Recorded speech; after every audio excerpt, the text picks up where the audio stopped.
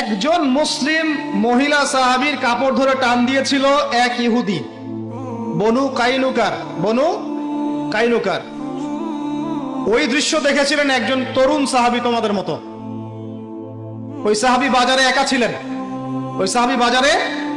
ছিলেন, আর মুসলমানরা ছিল না, উনি একাই ছিলেন ওখানে। আর একজন মুসলিম বোনকে এভাবে টিস করেছে, কাপড় ধরে টান দিয়েছে, লজ্জাস্থানের কিছু অংশ উন্মুক্ত হয়ে গেছে কাপড় দিয়ে। কথা বুঝতে পারেন? আর এখন আমাদের সেই বোনেরা নিজেরাই কাপড় খুলে ঘুরে বেড়ায়। এবার ওই মুসলিম সাহাবী, তোমরা ভালো করে শোনো, ওই মুসলিম তরুণ সাহাবী মদিনায় ফিরে গিয়ে রাসূলকে জিজ্ঞাসা করারও প্রয়োজন মনে করেন নাই, রাসূলকে জানানোরও প্রয়োজন মনে করেন নাই। তরোয়ালটা ছিল এখানে, বের করে ওই ইহুদির গর্দান নামায় দিছে।